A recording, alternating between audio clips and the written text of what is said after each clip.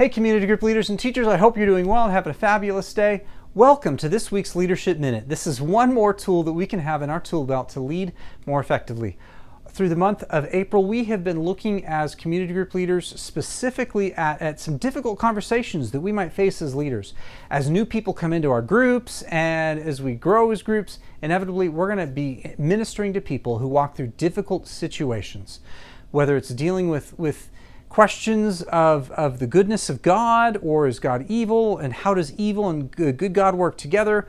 Questions of addiction being raised, and how do I overcome those? Questions even of other issues, depression, anxiety, even suicidal tendencies. How do you wrestle with those?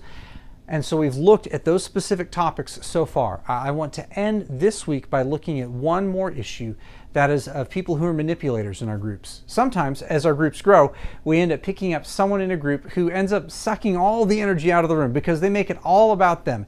It doesn't matter what you're talking about. It doesn't matter how much you're talking about scripture or praying for the needs of other people. At some point, it feels like every conversation lands on that one individual, and they want to have all the attention. They want to make sure they're the ones that are getting their needs met at the expense of everyone else.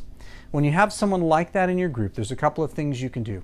First of all, as a leader, you can go to them one-on-one and encourage them that this is a time for everyone, not just for them. And so, especially if they're dominating the conversation, or every single time they're asking for prayer, or you ask for prayer, they list 30 minutes of stuff just for them and just what's going on with them. Pull them aside and say, hey, I want to encourage you. You got a lot going on, obviously, and we want to pray for you and support you, but it's not just about you, it's about the rest of the group as well.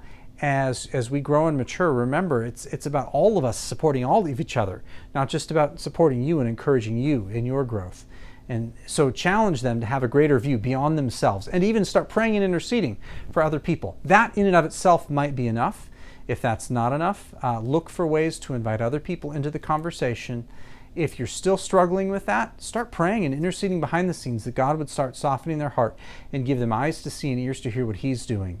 If you have any issues even beyond that, still reach out to me, because I want to help give you more tools beyond that to help them engage, help those individuals engage at a deeper level with walking with God and not be so focused on themselves that they're missing out on the bigger picture.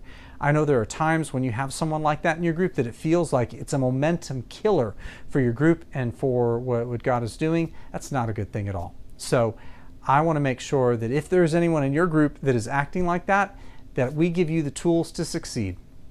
If you have any questions about this or any other Leadership Minute, please feel free to reach out to me, shoot me a text or an email. But I look forward to seeing you back here again next week for the next round of Leadership Minute. Hey, blessings, friends.